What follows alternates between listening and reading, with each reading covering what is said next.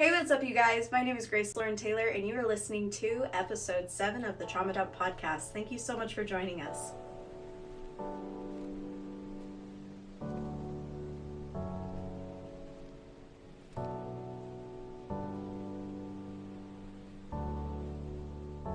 Yes. Here at the TraumaYouTube podcast, we seek to answer the question, what is mental health? How do I take care of my own, and how do I support others? This week, we will be discussing the topic of religious trauma or spiritual trauma. If you'd like to share on the show, please message us in the podcast participants in our Discord, and we will match you to the right episode. Our guest of the week wished to be known as Magnolia, or you could call her Maggie for short. Religious abuse is defined by abuse administered or under the guise of religion. This includes harassment, humiliation, and both can result in psychological trauma. Religious abuse may also include the misuse of religion for selfish, secular, or ideological ends, such as the abuse of a clerical position. It is also not limited to coercing into giving money or other resources that one does not want to give. It can also be used to force intimate relationships that may include sexual abuse. Remember, I'm not a licensed health professional. This podcast only seeks to create community and further understanding of difficult topics. If you or a loved one think you have experienced religious trauma, there are resources in our description and also on our Discord. Viewer discretion is always advised. Any attempt to exert power and control over someone by use of religion, faith, or beliefs is spiritual abuse. Spiritual abuse can happen within a religious organization or a personal relationship. In this episode, we will be focusing on a personal relationship that has inflicted spiritual abuse. Spiritual abuse is not limited to one religion, but it can be in many different religions and across many different denominations. We're going to be focusing on the Christian religion. Abuse is a pattern in which one individual, whether an intimate partner or person of authority, uses fear, intimidation, violence, or harm to control another person. Abuse can cause serious trauma and can have an impact on your mental health and the way that you perceive yourself and the way you perceive the world. It's important to remember that abuse is never the fault of the victim, but is always the fault of the perpetrator. Since spiritual abuse can occur among a variety of settings, a person doesn't have to be a member of your family to inflict spiritual abuse. And it doesn't have to be a spiritual leader. It can also be a peer. Today we're going to be talking with someone who has faced religious abuse from her father. The subject may be triggering for some, so viewer discretion is advised. Hello. Hi. What a long intro that was. I know, you just kept going off. I was impressed. Thank you. We had to figure some stuff out because we make mistakes, but exactly. Don't we all, girl? It's okay. And now I'm here. She asked me on the show. Such an honor to share my story. And before I continue, I did actually mention to Grace a little bit ago, but I'm fully aware that my story is not the worst of any spiritual abuse. I have had friends that have been through so much worse, but I do just want to point out that even though my abuse was not as detrimental, it still affected me to this day. I am in my 20s trying to figure out my spiritual journey. Trying to figure out my spiritual journey, and it is still very difficult to truly paint a picture of how much God actually loves me because of how much abuse that I've endured in the past 6-7 years. Mm-hmm. So. Yeah. And just so we're clear, you're comfortable with discussing what has happened to you? Yes. Okay. So we're just getting consent. You always need to get consent. No, I want to leave. No, I'm being held here against my will. Grace is holding me here against her will. Help me. Exactly. Okay, so to make sure I'm not crossing any boundaries, I want to respect your experience. Yes. I want to respect your process of divulging what you've gone through. And if you need a break, if you need some boba, if you need to like take Yes, a break girl. and get boba, or you need some water, we have some water tissues. We have tissues. If you don't feel like answering a question, just tell me you don't feel like answering that question. Okay? Yes. I'm never going to force you into discussing something that you don't want to discuss. Okay. And I promise I won't get offended. My priority is to you, is to making sure that you feel safe and comfortable and that you feel heard. Absolutely. So, thank you, Grace. Gang, let's go. Let's get into it. Let's start crying. On that note, have you experienced being pressured or obligated to do things against your will? So, I have, well, obviously when I was a kid, I actually started out as Catholic, so obviously they made me go to church. But that's one thing, all right? A lot of us are actually, whenever we're younger, we start going to church just against our own will. Not in a bad way by any means, but sometimes it could be. But the one instance that I am particularly thinking about is the context of voting. So, yes. So just to give context, you guys, my dad is heavily conservative. All right. He is the embodiment of a conservative, like a very radical conservative Christian. Okay. And so, which is ironic because he is Hispanic. Not that they can't be conservative, but you know. I've met a lot, like, I can relate to this because my family's from Jamaica. They're immigrants here. And they are the most conservative people you will ever meet. Like my papa, who passed on recently, so conservative, loved Trump, Bible thumping conservative man to his core, was a deacon in a Baptist church, conservative. So as much as like it can be a stereotype that minorities are not conservatives, I feel like sometimes they're kind of the most heavily like guised conservatives. Oh yeah, they're definitely the ones that I guess they deal with a certain, like, I don't want to say like they get hurt by a liberal, or they get told by someone, whether it's like through church or through their friends, that like this guy's bad because X, Y, and Z, and they're like, you're right, you're so right. And so then they go and they're like, this is the only way. Easily influenced. Very easily. My dad's a very easily influenced individual. I will continue to kind of speak on that because he has a lot of friends and he always goes on what they say. Yeah. But yeah, so he is a heavily conservative man, and I'm very in the middle. I really don't have a preference. I've never been a political person.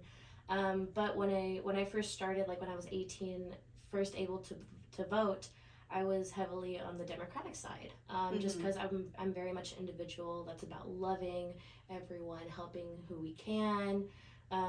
You know, obviously there's a couple other things that I don't agree with, which is why I ended up being, you know, in the moderate sector part. But, you know, at the beginning when I was 18, I was like, okay, you know, this sounds more like me. I'm very much a peacemaker. I don't like causing trauma or causing, like, you know, I don't like stirring up conflict. And I feel like from what I saw when I was 18, I don't remember who was president when I was 18, but there was a lot of turmoil that the Republicans were just like heavily influencing. I think it was it Trump? Yeah, Trump. I think Trump was in office 2018. Yeah, he was he was in there 2018, and then I think I officially was able to vote for president in 2020. And that was a whole thing. Oh my gosh.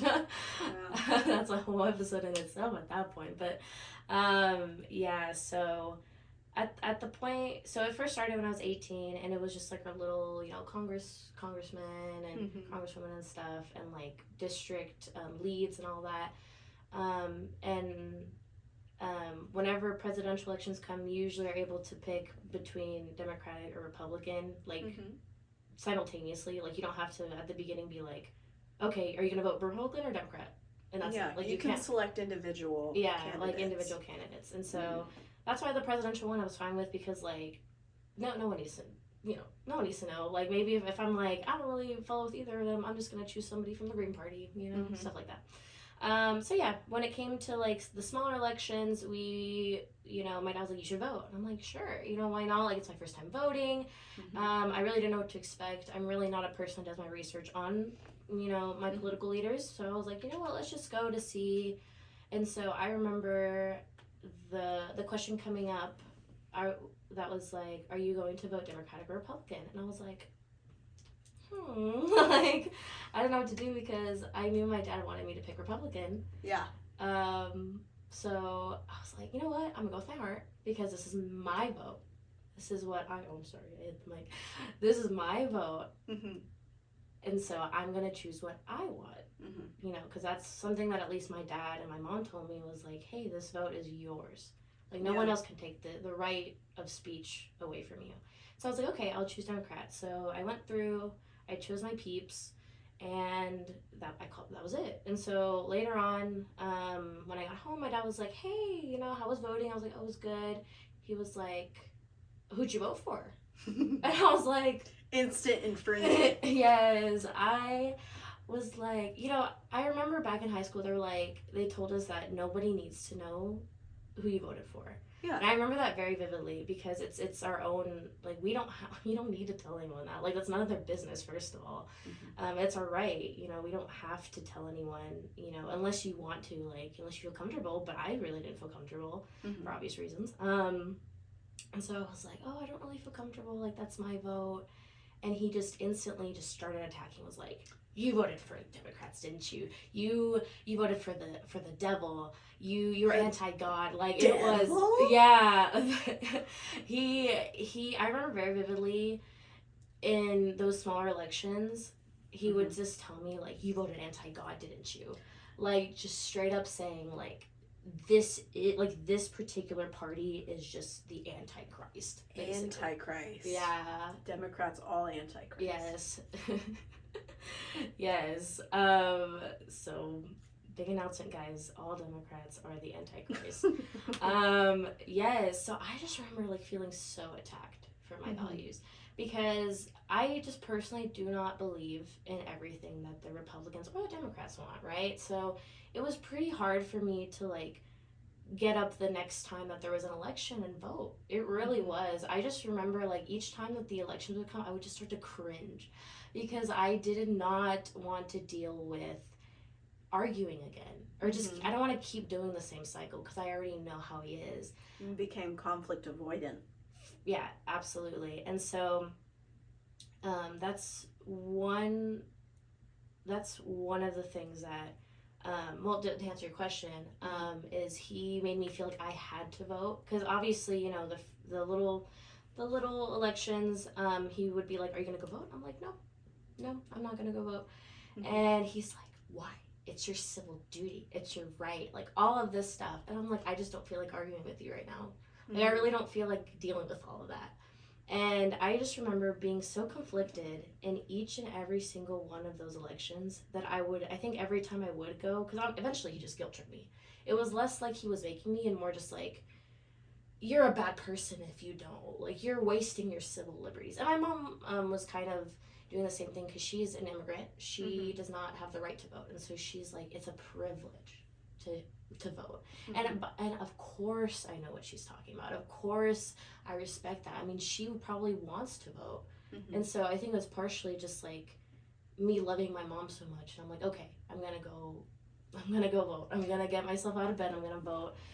And just partially, like, just to get my dad to shut up. So doesn't that put a lot of pressure on you because your mother cannot vote? So you feel like your vote for her and you together. Does that ever make you feel like, okay, I need to make sure I know where my mom stands so that I can make sure she feels heard? I mean, it's different because my mom is the same as me. Like, she is pretty on the moderate side of things. I think the only reason why she only shows her conservative side more is because of my dad. Because, you know, I'll get into this later, but he is a man that is like, if you don't believe in what I believe, you're wrong. Very, very much so. And he makes it known that you're wrong. Yeah. And that's what always annoys me because, you know, and this plays into, like, the religious abuse in a way because he interpreted the Bible a certain way that okay, let me rephrase that. He interprets the Bible a certain way, and I don't interpret it that same way. Whether it's because maybe a spiritual leader has shown me a different way of interpreting it, or if I've just read it and I'm like, oh, this is what that means, duh. But, we'll get into that. But, yeah, so to answer your question, it's more just him guilt-tripping me into doing things. He's like, oh, you're not going to be a good enough Christian if you don't vote, for God, vote for conservatorship. And I'm just like, I don't know. I watch Fox News, and y'all just really aren't, the best people on the planet. Because he swears Fox News is, the only place to get your news. But...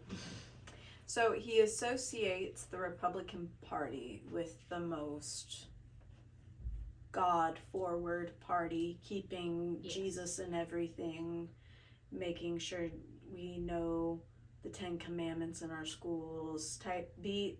Because didn't our founding fathers fight against that happening of religious freedom, church and state be separated? So I've noticed that over the last maybe 5-6 years, that the Republican Party is becoming more and more, we need to bring Christ into everything. And I really do not think any of those Republicans would get along with actual Jesus. Because actual Jesus,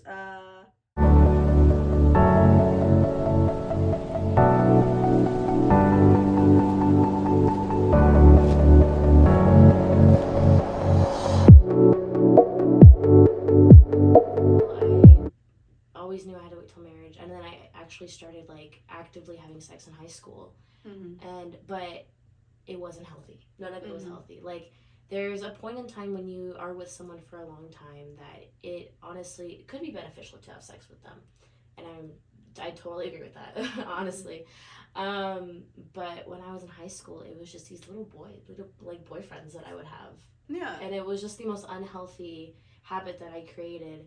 And because my thing with purity culture is I'm upset that we don't open up, ourselves to talking about that. It's very closed. You cannot talk about your sexual thoughts. You can't talk about your temptations. You can't really talk about your experiences because you'll be viewed a certain way. And that really always gets to me. You get ostracized. Yes, and that really gets to me because I feel like that's so important when you're growing up as a teenager. Because obviously you can only tell your kid, don't have sex till you're married, so many times. All right? You can only do that so many times until they decide, well, why? Yeah. And if you're not willing to tell them the answers to their questions, they're just going to want to figure it out for themselves. Yep. They definitely are. And that's natural. That's human nature. If we don't understand the reason why you're telling me not to do something, I'm going to do it anyway, and I'm going to figure it out for myself. And from my point of view, having helped raise 4 boys, I think it's incredibly important I didn't teach them anything about their bodies, their parents did. Let me say that. But I think it's incredibly important that they understand what their bodies can do, what is the functionality of everything, and they understand the opposite sex, all the functionalities of everything too. Yeah. And just having that openness to discuss these things. Because I was their nanny for 7 years, and they would ask me all the time if I was on my period, and they'd ask me what that was. And they weren't trying to insult me, they were trying to understand. And then they would be aware, and they would be mindful, and then they would be kind and compassionate, considerate. And it's healthy for us to understand what the opposite sex goes through, what we go through, and then on our own decide how to navigate that. Right. I think purity culture really stunts the growth of many men and women, especially women, and it's really control. It's very frustrating because a lot of people that inflict purity culture are like Republican, conservative side. Yeah. And yet when there's like a rise of teen pregnancy and stuff like that, they're like, oh, no, you can't get an abortion. Oh, I'm so blessed to be a grandmother at 30 years old with my 14-year-old child who has a baby now. It's like, it doesn't make any sense to me because there's a huge contradiction there. Yes. That 14-year-old is not married. She's not fit to be a mother either. Like, yeah, not ready. You didn't teach your child what their bodies were about, so they found out and they lived through the consequences. And I think another thing with purity culture, like, actions have consequences, right? You're not teaching these people that this action, like sexuality, can have consequences, and consequences are neither good nor bad. Mm-hmm. There's consequences for every type of action. Consequence is not a negative word. Yeah. It's just a result of an action. And for me, when I was facing purity culture, I was very frustrated. I felt like I had to prove myself. I felt if I didn't prove myself, then I was not worthy, then I would not be loved. That's so real. And it was so frustrating because when you are like, okay, I need to not do something so that I can be loved, but this thing that I'm not allowed to do is also a very big form of love. And it's very, very conflicting. It's very, very difficult to navigate, and it leaves you with so many questions that are just unanswered. Yeah. And you have no way to answer them except to figure it out on yourself. Absolutely. You know, I was a victim of purity culture, and it really hurt my perception of myself. Yeah. It made me feel like I was less valuable because I had sex, and it was devastating because they're like, oh, you can't take that back. Like, you've given up your virginity, you can't get that back. Now you're less than. Now, and it also sets the precedent of now you have to settle. Ooh. Now, if you've given up your virginity to that person, now you have to either settle for said person or you have to settle for whomever will take you. And that is a really big thing of abuse. Because with the whole idea of purity culture, what if you get sexually assaulted and you get pregnant? And a lot of women are forced to marry their abusers, forced to marry their rapists. It's a real thing that happens. And it's a very big thing that happens in Jamaica, where my family's from. There's lots of young women who are 15, 14 years old who get raped, get forced to have a baby, and then be forced to be with their baby daddies. Because that is the culture. And it's so frustrating. That's so sad, honestly.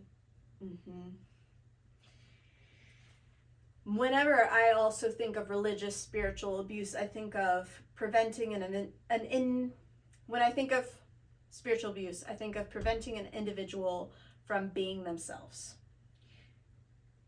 Preventing them from having control over their life and prohibiting forms of self-expression.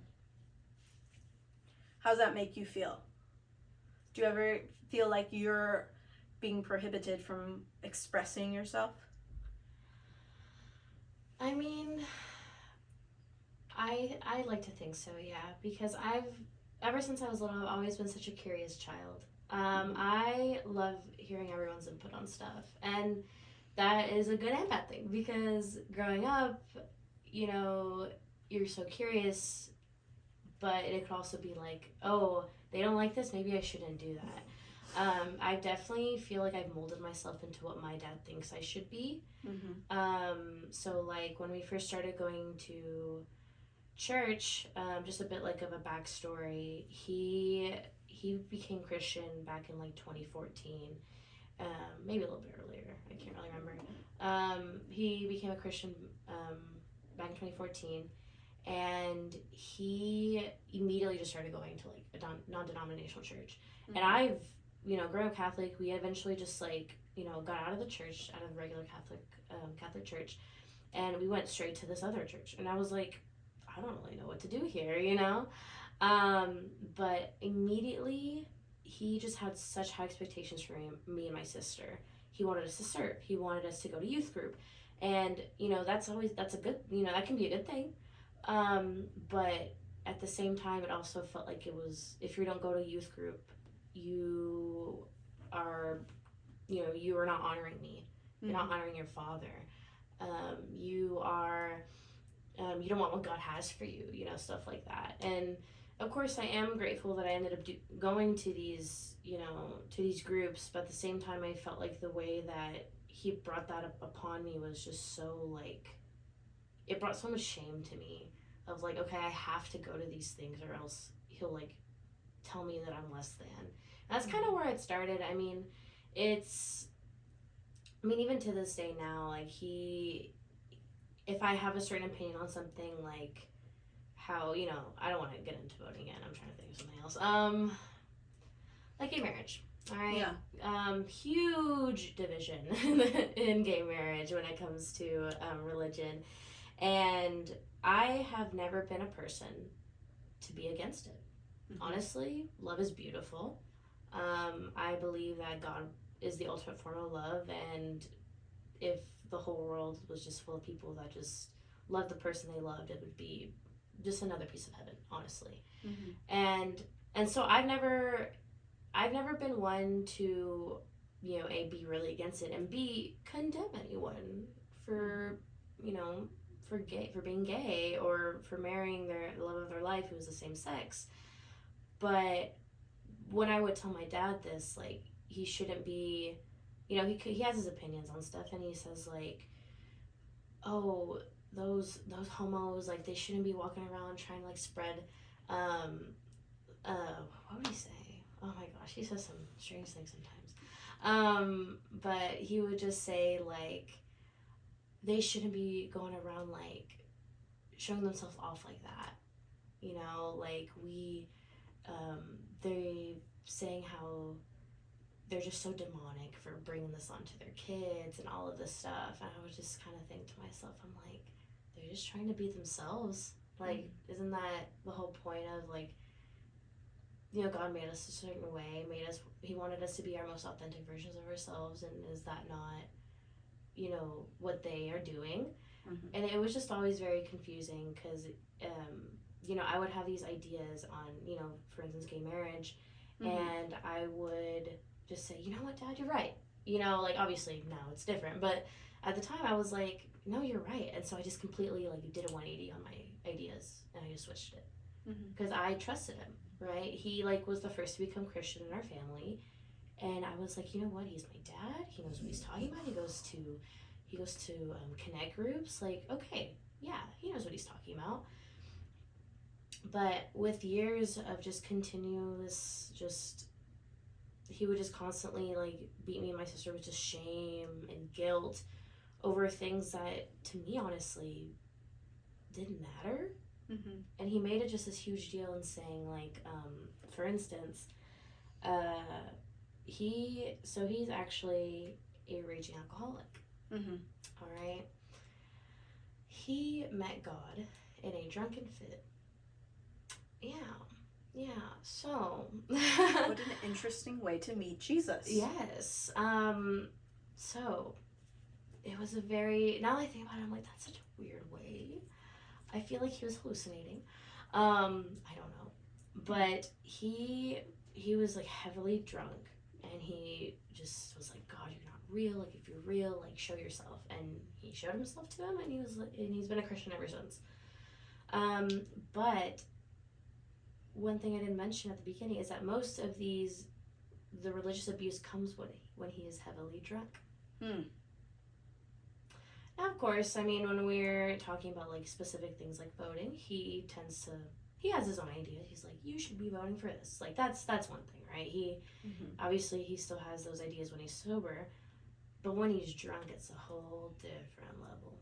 Yeah. Like with anything, right? I mean, when somebody is an alcoholic and is stuck on a topic, they're going to be stuck on that until they somehow find consciousness again. And one of the particular drunken fits that I'm thinking of right now is me, my mom, my sister, and him were in Corpus Christi on vacation. And it was great. You know, my sister, like, just got into the military. We were, like, last vacation before she, like, leaves. You know, so sad, right? We were just, you know, going to the beach, and we went to this restaurant, and my dad, I don't know what, I think he drank, like, half a Jack Daniels or something. I can't remember. But he... Of a bottle? Yep. Yeah. Just to put into perspective what's about to go down. So, like half of this. Half of that water bottle, yeah. Half of this water bottle by my face. Yeah. That water bottle that she has, if you're not watching the video, is like, what, 12 fluid ounces? How much is that? This water bottle is 1.05 quarts. Yeah, honestly. So that's about right. Drank like half a quart. Yeah. Of Jack Daniels. Yeah. And he didn't die. That man, no. So, that man drinks a lot. That man drinks a lot, girl. To put it in perspective, that's a lot. That is a lot. Now, granted, okay, now he's better. All right, Mm-hmm. but for the context of this story, Mm-hmm. he did drink half of a Jack Daniels, and he didn't die. But luckily, the Airbnb we were in was close to like this like seafood restaurant, so we walked there. So we walked over there. We got there, and I guess as soon as we got to the restaurant, the alcohol settled in, and I can't remember what led up to this point, but we could obviously tell he was drunk. And mind you, we're in a public setting. All right, so this man is screaming. That's illegal. That's very illegal. He is screaming, not like out of rage, but he's just loud. You know, when you're heavily under the influence, you don't really know what's going on. You just kind of start, your body just goes out of control sometimes. He,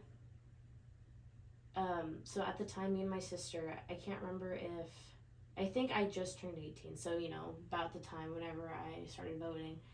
And my sister is heavily Democrat, which, like, good for her. You know, she has her own things. If anything, she's actually like the female version of my dad, but on the left. Opposite. Yeah, end. on the left. It's so interesting. It's such an interesting family dynamic, let me tell you. But yeah, so my dad was just, you know, having a stroke fit, and then me and my sister were just like sitting there, right? We're just eating, trying to calm him down, because obviously the waiter's gonna notice that something's up. And I just remember him saying this specific thing, and it was that me and my sister are both going to hell because we believe in abortion. When in reality, like, I had no opinion on it at the time. So I just felt attacked, but like I just felt like I was just getting shot at, but I had no weapon. That's what it felt like. Was I had nothing, like, it wasn't true. None of what he was saying was true towards me. So I was like, but why am I going to hell for this? You know, and at the time I was still like kind of newly Christian, still trying to figure it out.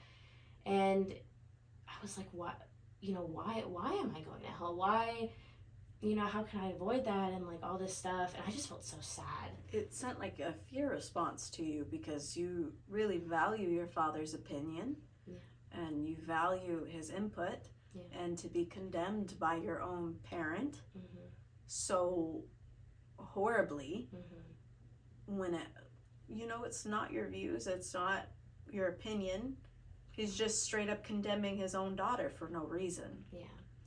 And I really had to, it took me a long time to figure out what I believed in, truly, because I feel like I mean, I still live with them, and so it feels like whenever I am at home and he asks me a question, I just kind of have to walk on eggshells, because, you know, especially if it's like a specific question when it comes to, you know, church, or he's very much or for example, whenever like I go out with friends, he's like, oh, it's from church.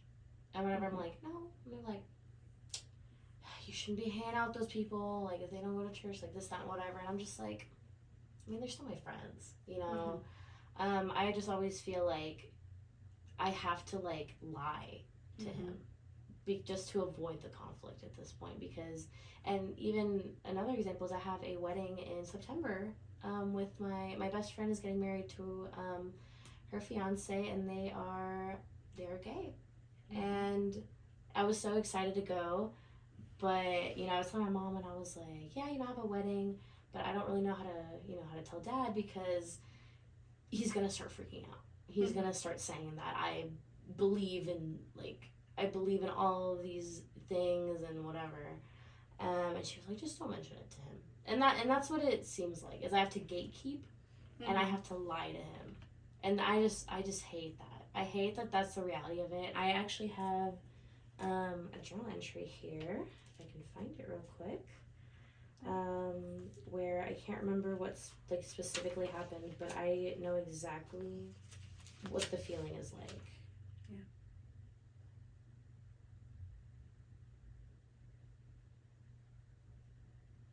All right. So this was back in March of this year, actually. Obviously, this was at the time when I can't remember the instance, but my dad called me lukewarm, which, to those that don't know, it's basically whenever you're not on fire for God. You're just kind of in the middle. You're very on the, what's it called? You're into the secular things, and you're also going to church and whatnot. And to me, I got offended by this, because I have been trying so hard for so many years to be close to God again, because I went through a horrible relationship that steered me away, and so I was trying it again. And so basically I, step by step, I was like, okay, I'm getting closer again. I'm getting back to the church, I'm getting back to what I was doing. And he was like, oh, you're just lukewarm. You're just not trying hard enough. You're not a good enough Christian. You don't read your Bible enough, all this stuff. And so, this isn't a lot of words, but this journal entry says, why? Why does he hate me? Why does he call me lukewarm? I try so hard. I love the Lord. Why would he say that? It hurts me so much. And I'm trying so hard, and all for him not to tell me he's proud. I am a good Christian. I am. No. And it's so tough, because I've seeked out my dad's validation for so many years, because I trusted him for a good chunk of that time. I trusted his word. I trusted the things he would preach to me, and in some ways he had a point, but in others he was just preaching out of spite. And I remember him just always telling me that I was not doing good enough, in God's eyes, and that I remember telling that to someone, and they were like, that's not true. Your relationship with God is yours. No one else can see that. No one else can tell you how it's supposed to be, or what God says about you. The only way for you to know what God says about you is, through prayer, or, reading the Bible and all that, because it's through your own relationship. Yes. And that's what makes me so angry about religion in general. Yeah. Is because it's supposed to be a relationship. So true. It's a relationship with you and God. Yeah. It's a relationship with you and others. And it's a relationship with yourself. Yes. And religion, I don't consider myself a religious person. I say that I have a relationship with God. Yeah, so true. And so when you get constantly condemned by your Father, and we're told all the time as Christians that Jesus loves you, God loves you because he's your heavenly Father, and your earthly father is supposed to be a demonstration of that. Yeah. And so when there's this huge confliction between who God says you are and who your dad is constantly saying who you are, how can you rectify that in your brain?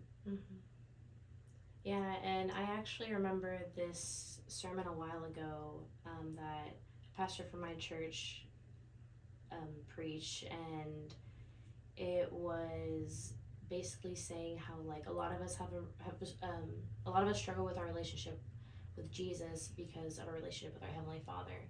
And as soon as he said that, I was like, oh my gosh, you're right. Because even to this day, I struggle at the thought of just Jesus loving me for who I am. because my dad never really did. Like, he never really said he was proud for, you know, he was never really proud of me for anything. He always thought that, you know, I was learning the wrong things when I thought I was doing good, you know, and that just really stunts your growth sometimes, especially spiritually. Oh my gosh. Especially spiritually, that stunts your growth, because I feel like I'm just in a plateau right now. Like, I'm not moving up, I'm not moving down, I'm just here. Because every time I want to open my Bible, or every time I want to get into the Word, I'm always reminded of the person that's at home who, you know, for whatever reason, you know, if they see me reading my Bible, they'll probably want to talk about it and say, oh, actually, that's a wrong interpretation, or, oh, you know, this is the right way of thinking, and like all of this stuff. And of course, I mean, that's probably not going to happen, but it's just really hard for me to even have that relationship sometimes with God, because of how my earthly father has treated me, truly. And so I completely resonate with that, Grace. Yeah. So let me ask you this. We have a saying on the podcast that I transmute my pain into purpose. The saying on the podcast is that I transmute my pain into purpose. When I say that, what does that make you feel? Transmuting pain into purpose. I think that means that we are using our experiences to find our greater purpose in our life, because in reality, everyone goes through pain, all right? Whether it's, you know, genuine abuse, or if it's just passive abuse. Passive abuse, yeah. I feel like a lot of who makes us who we are is what we've been through. Now, obviously, it's not our whole identity, but it is what made me me, right? It is what made me so cautious in my relationships. It is what made, you know, it is what made my dad not, you know, want to, or it's what made my dad want to start going to church again. It is what made my mom want to stop smoking, you know, stuff like that. And so we have to go through these trials and go through all this pain, because my dad actually went through heavy physical abuse with his mom. And that is one of the reasons why I don't really like to talk to my grandma, because I know that if it wasn't for her, he'd probably be a better man. Because he has his good days, all right? Don't get me wrong, I love my dad. All right, he has a big mouth, but I love him. But I have no doubt that if she did not treat him the way that she treated him, he would be a so much better man. And that's what makes me so upset. And the same thing with my mom. She's one of like 7 kids. She was the youngest, so she was always forgotten about. And so that her pain was more like always being forgotten about, and so she has to fend for herself, and that makes her the not overbearing mom, but it makes her the loving and caring mom that she is. Just wants to go above and beyond for everyone. Like she used that part of her life and turned it into who she is now. And how I use my religious trauma or my, you know, my past, and I use it for who I am now. That's what I think that means. The way that I take it is that, you know, I've gone through a lot as the oldest. I have 2 younger brothers, and I was kind of forced to raise them and myself because both my parents worked, and it made me a really good nanny for a long time. And now I have to take me taking care of everyone else and put that onto me taking care of myself. Because I was never taught how to take care of myself. And, you know, growing up, I sought validation constantly from everyone else, because that was how I got purpose, was by helping everyone else. I was told all the time by my papa, who was a deacon in the Baptist church, that my name means grace, and grace means undeserved loving kindness. And you need to constantly show your name. No matter how people treat you, you need to show them grace. And that's a good thing to say, but I was forced to put that into practice. And I was very heavily abused in school for being a Christian, and got pushed down a flight of stairs.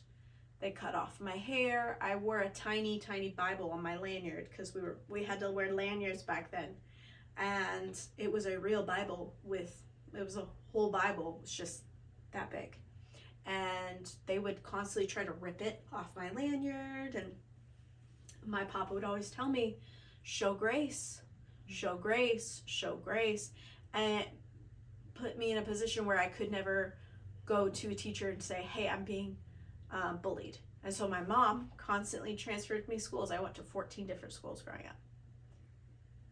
Elementary through high school. It was 14 different schools. Wow. So that means every semester, or almost every semester, was a new school. And that was very frustrating. And now, looking back on that, my pain of never fully fitting in has been transmuted into making a podcast where I can lend a hand to those who feel like they are forgotten, feel like their problems are all consuming, feel like they're alone, and give them a space to share what they're going through safely and anonymously so that they can unburden themselves and move forward. Because a lot of times when you're in trauma or you're in the thick of it, you feel like either A, that this is all there is, and people go through worse things, and this is just my life. Or B, you can think that I deserve this. This is like I'm being mistreated because I'm bad, and this is what I deserve. Or C, you can just be all consumed in just sadness and not know how to get up and get out. You can think, I don't deserve this. Yeah. I need to get out. But you don't know how. And so that's the purpose of this podcast, is to shine a light on different types of abuse, types of trauma, types of mental health issues, so that that thing in your brain clicks of like, oh my God, I'm going through hard things. Yeah. This is not normal. This is not right. This is not something I should deal with alone, and have an outlet and have a way to recover. Yeah. When it comes to religious abuse in a parent-child relationship, signs will be similar, but with, there'll be signs that are similar with like abusive parents, but with religion woven in. So parents often use religious holy books as moral guides for raising children. So we're talking about Christianity in this episode. They'll use the Bible, and something that pops up in my brain right now is, children, obey your parents in the Lord, for this is right. Girl. Honor your father and mother. The amount of times I've heard that verse. Let me tell you, he uses that like a weapon. He, like, whenever he says, like, oh, you look, just an example, by the way. I can't really remember if he's ever said this to me, but just, some offhanded comment, like, oh, you look fat today. And I'm like, I don't like that you said that to me. And he's like, honor your father and mother. Like, but you're not honoring me. And listen, all right, I am my father's daughter. Okay, so you know what I do? If you look a couple of verses down, let me actually find the exact verse real quick. But there's a couple of verses down. Let me see. That says, parents, do not lead your kid to anger.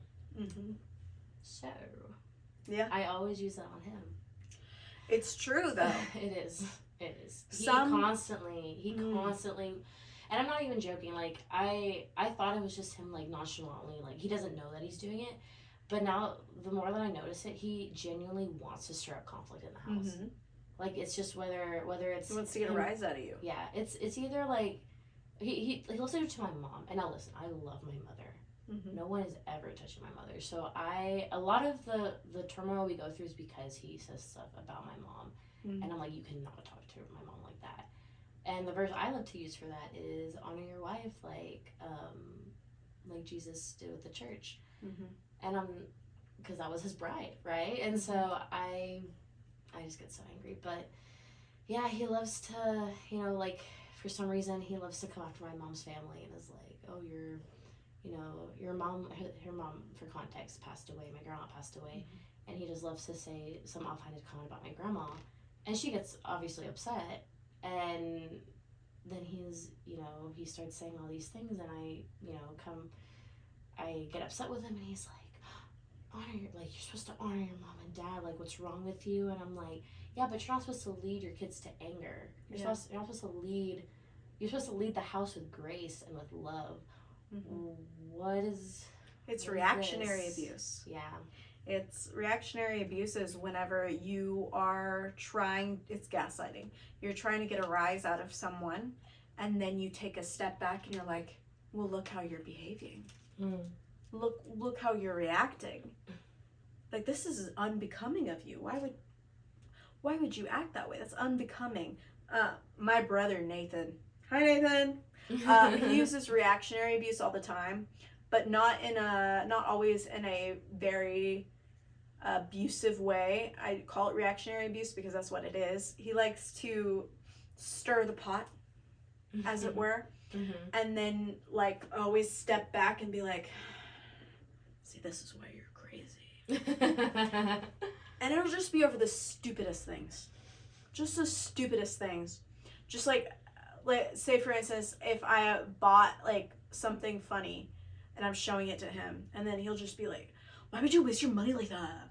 Aren't you poor? Why would you waste your money like that? Why would you do that, Grace? You're so dumb.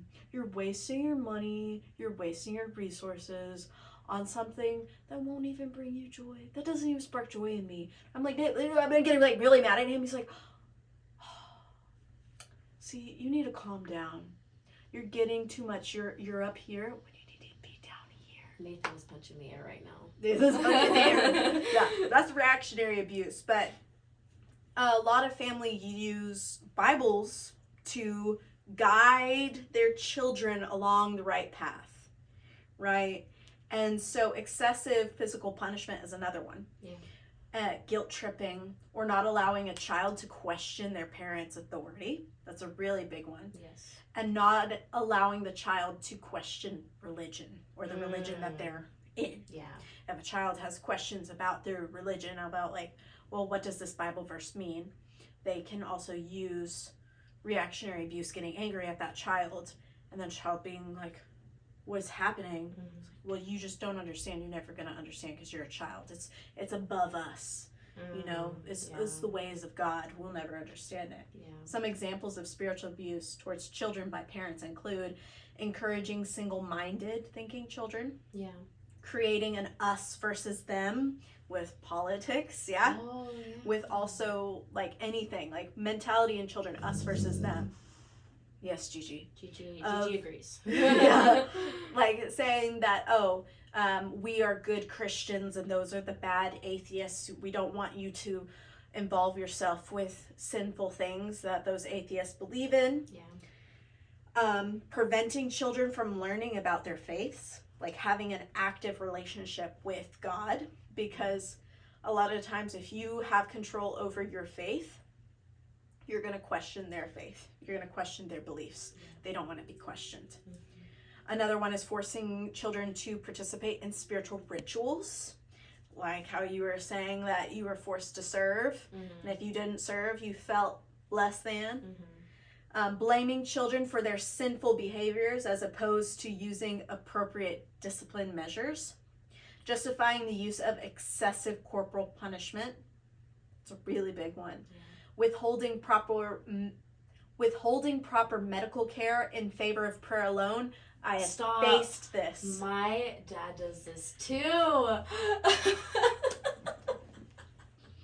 Tell me about it. Oh. Let it out. Girl. I mean, it's just, listen, now my parents are like, oh, we'll go to doctors. And now they actually are, they're taking care of themselves. But a big example that I think of is when I found out I was diagnosed with depression. Woo!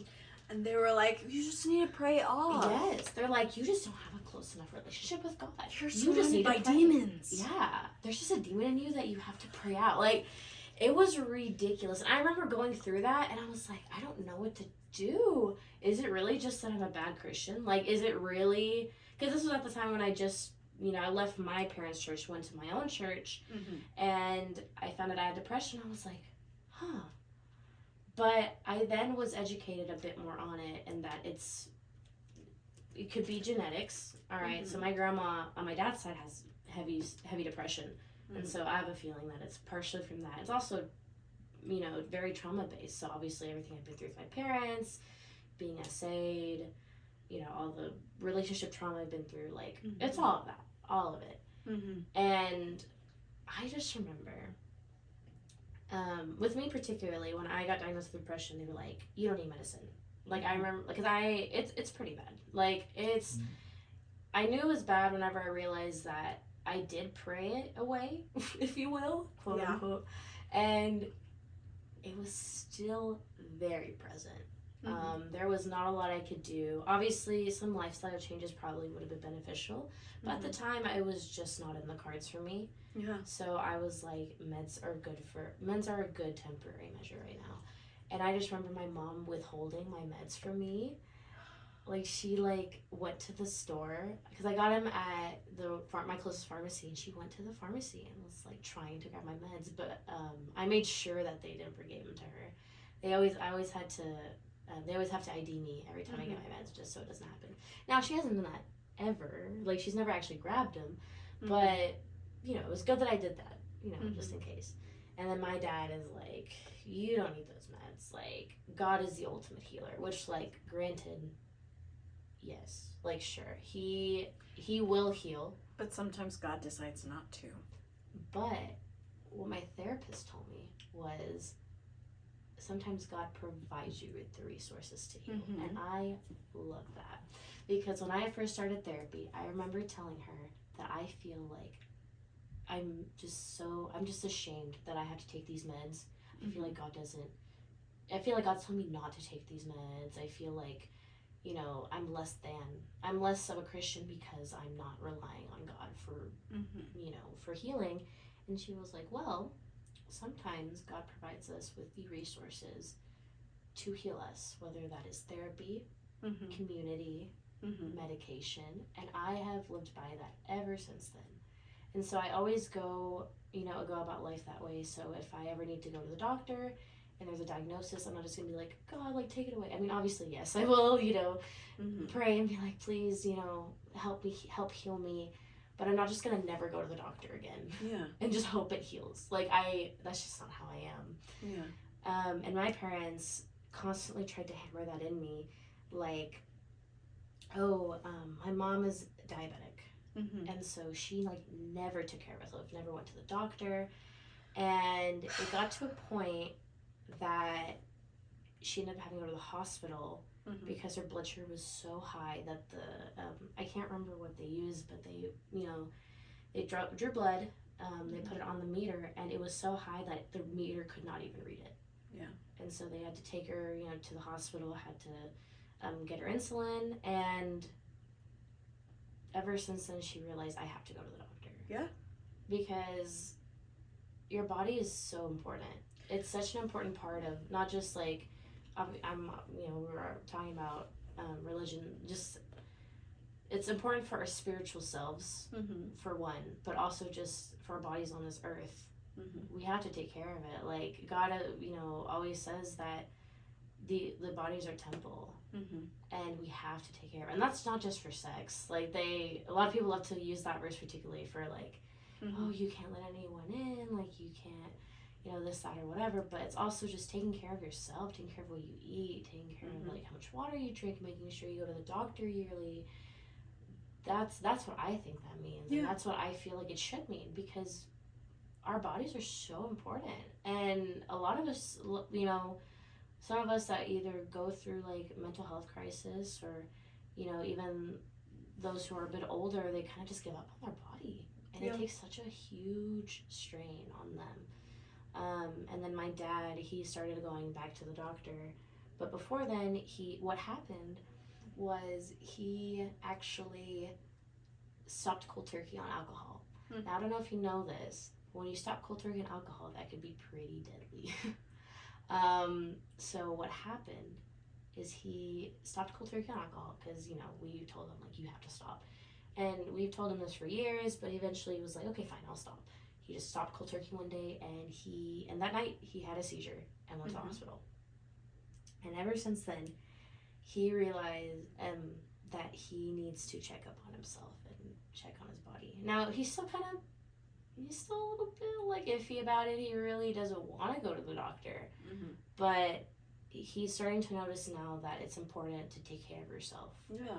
And that it's not just, oh, God will do everything. Yeah. Because absolutely God can, and he will do the impossible, but we have to work the ground. We have to take care of ourselves when we're here. Because if we don't eat, God's not going to do much with that. And so that's my experience.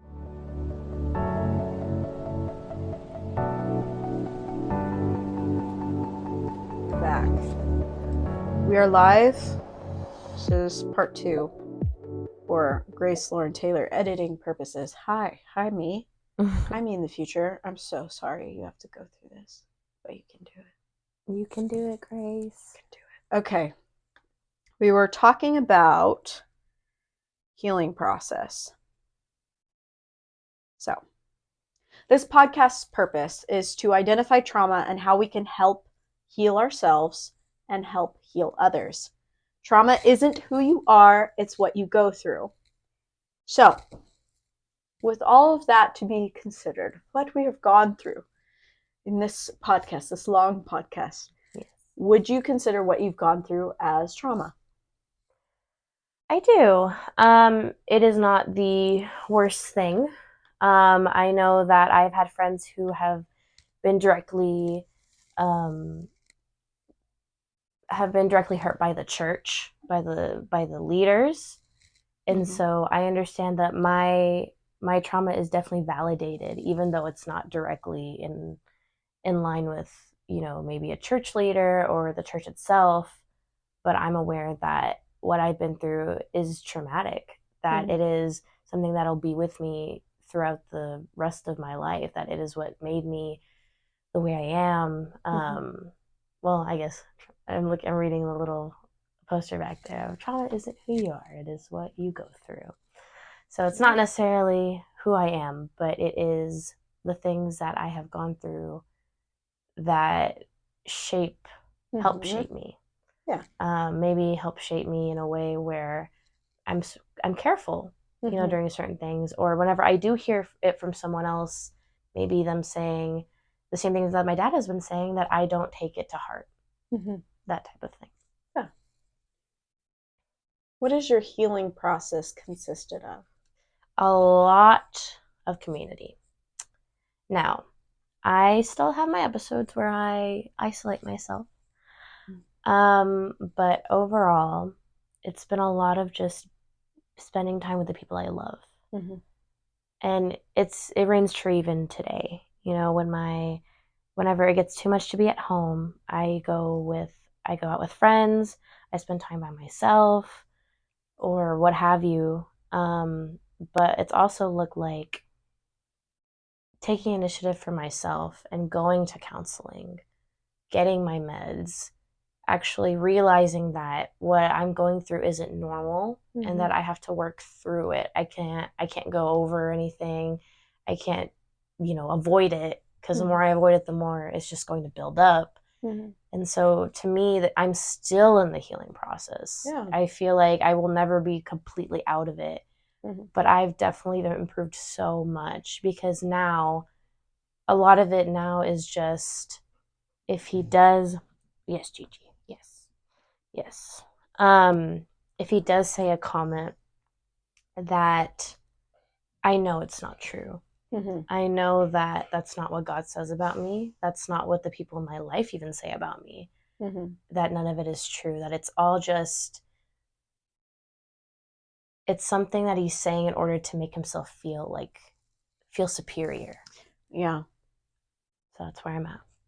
What would you tell your inner child or past self about present you? What would you tell the little Maggie? Girl, I'd be like,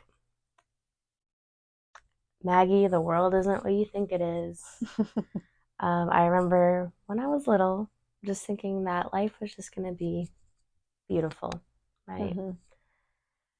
And then it hits you, when you're in your teens, or even younger, obviously, but you don't realize it until you're a teenager, maybe older, that people are genuinely out there to cause pain. And it's just how you work through that. It's how you work through that trauma. But I would just tell her, Maggie, you are so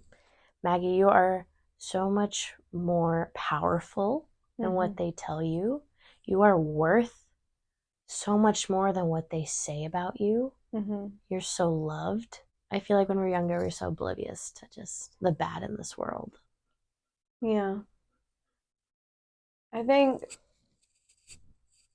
they say ignorance is bliss, right? When you're ignorant of things around you, you don't have any worries. Hi, Gigi. Gigi is moving a lot. She is impatient. Gigi, are you just wanting everybody to touch you all the time?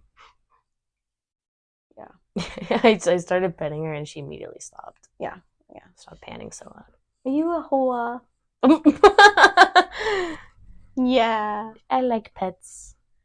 Anyway, but when I was a kid, Lil Grace, I had all the same hopes and dreams I still do now. I am just aware that there's going to be boundaries that I must decide whether to cross or whether to uphold. And when it comes to succeeding, succeeding is whatever I determine it to be. My success is whatever I determine it to be. It cannot be measured by another person. That's good. No one else can tell me how successful I am. And I think for artists, I would consider myself an artist. I mean, I have 2 art degrees. You see all those paintings on the wall, man? I made these. I mean, look at that. Yeah, look at all of them. But I would consider myself to be an artist. A lot of artists are measured by how much their paintings, how much their art is worth, like monetarily. Yeah. And success for an artist, there's the saying, starving artist for a reason. I know it for a fact because this podcast is my job. I'm not going to take any other job but to work for myself. And to me, that's success. Come on. To be the hope for myself, that I know that my success, my money is not dependent upon anyone else but myself and those that I choose to allow to support me. Yeah. My partner, who is amazing, I have chosen to let him support me. He has chosen to support me. We got this new mic yesterday. It's pretty great because I was very frustrated because I have other mics. And for me, I'm a little bit of a perfectionist. And I can always make something better. I can always make it better. And I have to make a boundary for myself. Like, yes, you can do better. But constantly pursuing perfection can actually hold you back from a good product. And that's what this podcast is. This is what This is the best I can do right now. It's going to get better over time. I have full faith in myself. I believe in myself. And I know little Grace is very excited because I've been doing YouTube since I was 8 years old. My first YouTube channel had over 10,000 subscribers, and my mom deleted it when I was 12. It was in the beginnings of YouTube, so that was a huge deal. It was called My Grace TV. You can't Google it anymore because she wiped it off the face of the internet. But I have some remnants of those videos, and I watch back, and I'm like, I'm the same me. I am the exact same me. I'm the same driven little girl who just wants to entertain people. Yeah. But with that being said, I have to put restrictions upon myself because I will burn out. Yeah. And So I will real. also hurt myself striving for perfection, striving to make it better. Because I want to be the best I can be. And sometimes that's unobtainable. Because I have physical ailments. And, every person has limitations. We have the limitations of the space. I have limitations of money, limitations of time, energy, resources. But with all of that, I have to acknowledge that this is the best I can do for this time right now. And to encourage myself to keep going. Yeah. Because sometimes it's really hard when you get discouraged. Oh, yeah. By feeling unworthy. A lot of my religious trauma is around feeling unworthy. Being told a lot, like I was told a lot as a child that I was gifted. Yeah. And that was a burden. I was in church choir from the age of 3 because I could sing, and my mom forced me into choir. And you weren't supposed to be in choir, children's choir, till you were 6. And I was like, no, you're putting her in choir, you're going to put her in choir now. And my parents really wanted me, they were like, the highest form of worship is singing to God. And this is the highest form of worship. You have such a gift. You need to use it for God. And whenever I wanted to do things like America's Got Talent, because I wanted to audition, my dad would always stop it and say, no, you don't get to glorify yourself. You are only allowed to glorify God. And that was really frustrating for me because I would make all these videos all the time and my parents would delete them off the internet, off of the original source that I recorded them on, iMovie. I would have hours of work and it would just be wiped away like that. And it was very discouraging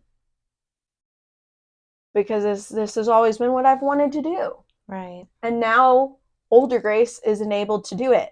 Like, I'm going to do it because in my own personal opinion, whether or not you're a Christian, is that one of the best ways to glorify God is to use your talents in the way that makes you feel fulfilled.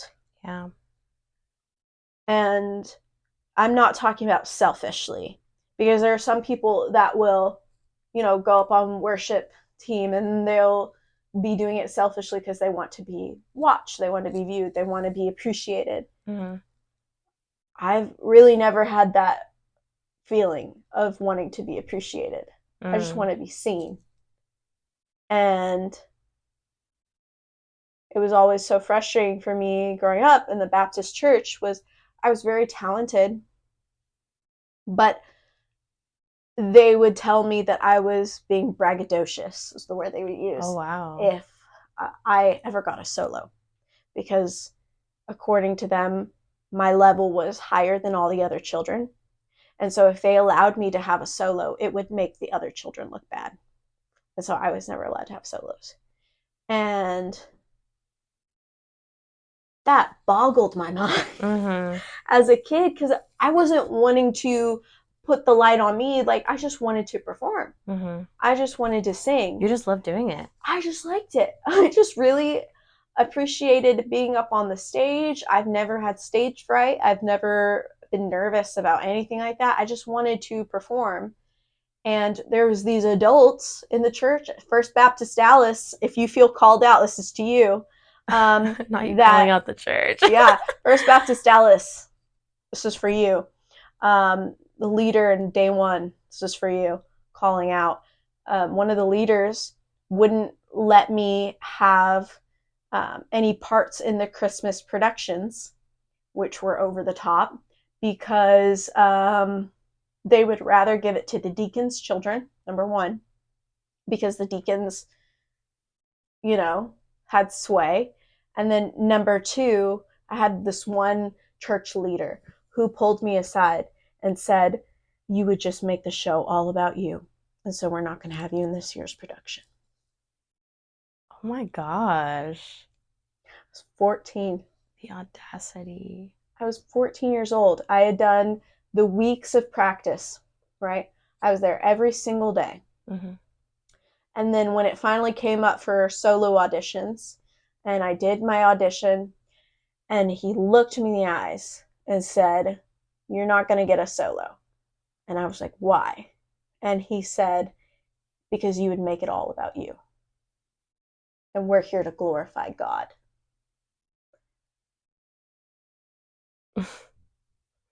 I was so perplexed by that. I just quit the whole thing because I was like, what are you talking about?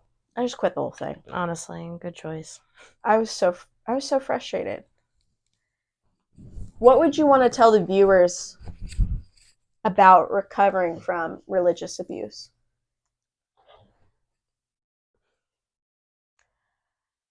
I would tell them that same thing I was telling my younger self. I would start off by saying that you're so loved. Mm-hmm. Well, I'll talk to them like I'm talking to them face to face. Mm-hmm. You are so loved. You are so heard. You're so valued. There's so much potential in you. You're so gifted. There's so many good things that you bring to the table. And even if you just don't have the capacity to bring those things to the table, it's okay. Right? Jesus loved everyone, it seems. He, well, I guess I don't have to say it specifically for Christianity, but he loved everyone. He did. Loved the Jew and the Gentile. Mm-hmm. And even if it takes you a little bit more effort to get up and go to church or get up and read your Bible, that's still a win. Mm-hmm. Even if he crosses your mind once a day, that's still a win. Mm-hmm. All right? I don't ever want anyone to feel like they're not doing enough for themselves because someone sees it differently. Because, oh, I do so much better. Why can't you do the same? So I guess to that I say that everyone has a different journey. Mm-hmm. And don't let them determine yours. Mm-hmm. All right? Because God created each of our journeys to be specific to who we are. And no one can take that away from you. Mm-hmm. Amen. Thank you so much for sharing. Yeah, of course. It was such an honor to be here. You gotta come on another episode. I will. It was so good. I had so much fun, and Gigi had a lot of fun too, I'm sure. Yes. For those that can't see me, well, I mean, most of y'all can't see me anyways. She is like all on me. She's been on me the entire time of the podcast. Yes, we have the cozy corner where our guests that are in person get to sit on a cozy bed in the corner. Honestly, and Gigi gets to cuddle you. It's the best experience, truly. Like, if you ever just want to cry on, like, just in general, like, or just snap, this cozy corner right here with a free dog, it's pretty crazy. Yeah. It's been an honor, Grace. Thank you so much for having me. Thank you for being on. Yeah. 10 out of 10. Of course. And Gigi says 10 out of 10 too. Yes. Look at her. If you, our listeners, feel like you are experiencing spiritual abuse, whether from a religious organization or as an element of intimate partner violence, help is available. Yeah. You do not need to endure this kind of trauma alone. You deserve to feel safe. You deserve to have your experiences recognized and validated, because what you have gone through is not okay, and it is not something you should be ashamed of. Spiritual abuse can involve verbal, emotional, and or physical violence, and the best way to heal is to remove yourself from that environment.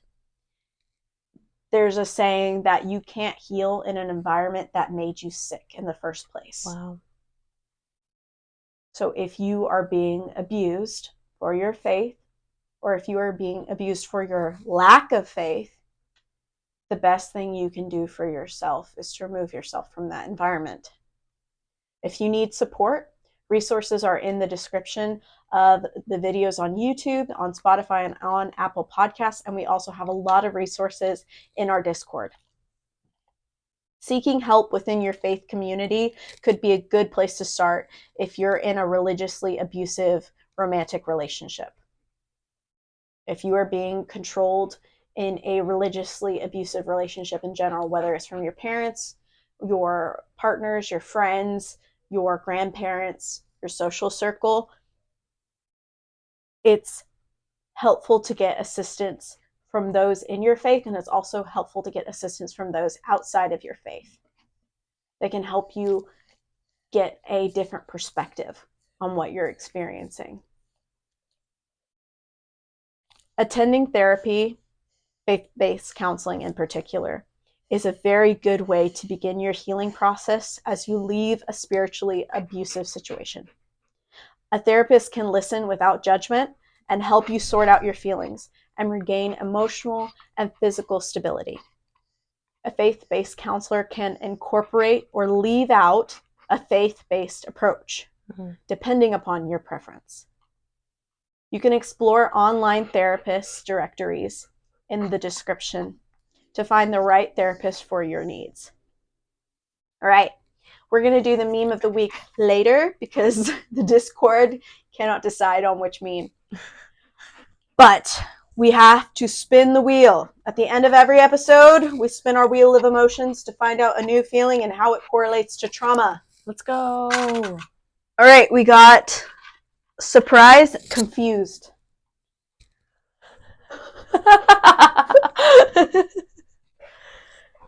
If you're feeling confused about what you're going through, and if it is trauma or if it isn't trauma, and you're trying to teeter-totter between I am traumatized and I am not traumatized, me too. That's all of us. That is everyone who has gone through trauma. That self-doubt can kind of be an indicator of, am I being abused? Yeah, I am. Oh, no, wait. Other people have it worse. That's a really big key sign that you have trauma, because a lot of times you're going to be gaslit by those around you, and so it becomes second nature to gaslight yourself, which is not great. A way to combat feeling confused is to journal.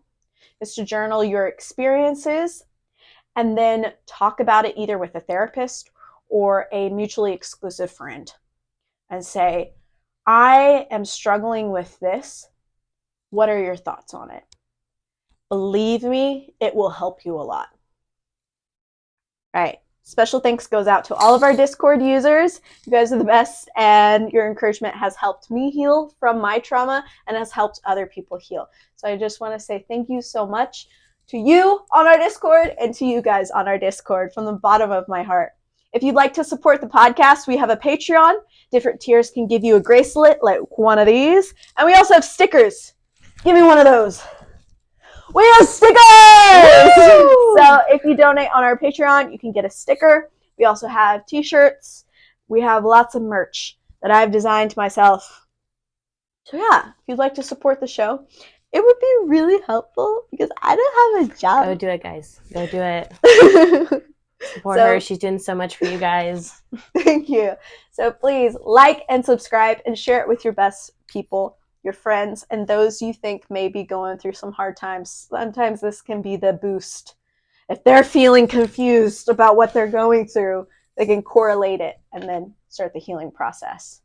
Remember, you are capable of a fulfilling life in spite of your circumstances and your trauma. May you rise from the ashes and be filled with peace, love, hope, and understanding. I'll see you guys in the next episode. Bye-bye!